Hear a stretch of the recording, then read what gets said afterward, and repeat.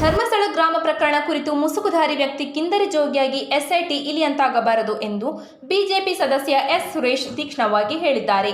ಧರ್ಮಸ್ಥಳ ಗ್ರಾಮ ಪ್ರಕರಣ ಸಂಬಂಧ ಗೃಹ ಸಚಿವ ಡಾಕ್ಟರ್ ಜಿ ಪರಮೇಶ್ವರ್ ಉತ್ತರ ನೀಡಿದ ಬಳಿಕ ಮಾತನಾಡಿದ ಅವರು, ಧರ್ಮಸ್ಥಳ ಪ್ರಕರಣ ಕುರಿತು ಇಂದು ನೀವು ಹೇಳಿದ್ದಕ್ಕಿಂತ ಮುಚ್ಚಿಟ್ಟದ್ದೇ ಹೆಚ್ಚು. ನಾವು ಕಳೆದ 15 ದಿನಗಳಿಂದ ಸುಮ್ಮನೆ ಇರಲಿಲ್ಲ. ಸಂದರ್ಭ ಬಂದಾಗ ನಮ್ಮ ಅಭಿಪ್ರಾಯ ವ್ಯಕ್ತಪಡಿಸಿದ್ದೇವೆ. ಎಸ್ಐಟಿ ಬಂದಾಗ ಸ್ವಾಗತಿಸಿದ್ದೇವೆ ಎಂದು ಹೇಳಿದರು.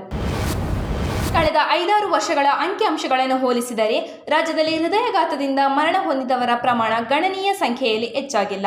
5-6% ಇದೆ. ಹೀಗಾಗಿ ಸಾರ್ವಜನಿಕರು ಗಾಬರಿಯಾಗಬೇಕಿಲ್ಲ.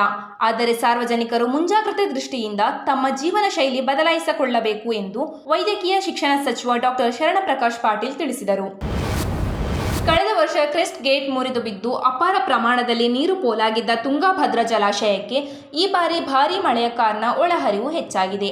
ಸದ್ಯ ಜಲಾಶಯದಿಂದ ನೀರು ಬಿಡಲಾಗುತ್ತಿದ್ದು ನದಿ ಪಾತ್ರದ ಜನರಿಗೆ ಪ್ರವಾಹದ ಎಚ್ಚರಿಕೆ ನೀಡಲಾಗಿದೆ. ತುಂಗಭದ್ರಾ ಡ್ಯಾಂನ 7 ಗೇಟ್ಗಳಿಗೆ ಹಾನಿಯಾಗಿರುವ ಬಗ್ಗೆ ಕೆಲ ದಿನಗಳ ಹಿಂದೆಯಷ್ಟೇ ಜಿಲ್ಲಾ ಉಸ್ತುವಾರಿ ಸಚಿವ ಶಿವರಾಜ್ ತಂಗಡಗಿ ಮಾಹಿತಿ ನೀಡಿದ್ದರು. ಈ ಬಾರಿ ಮಲೆನಾಡು ಭಾಗದಲ್ಲಿ ಉತ್ತಮ ಮಳೆಯಾದ ಕಾರಣ ಹೆಚ್ಚಿನ ಪ್ರಮಾಣದ ನೀರು ಜಲಾಶಯಕ್ಕೆ ಬಂದಿದೆ. ನೀರಿನ ಒತ್ತಡದಿಂದ ಈ 7 ಗೇಟ್ಗಳಿಗೆ ಹಾನಿಯಾಗುವ ಸಾಧ್ಯತೆ ಇದೆ ಎಂದು ಅವರು ಹೇಳಿದ್ದರು.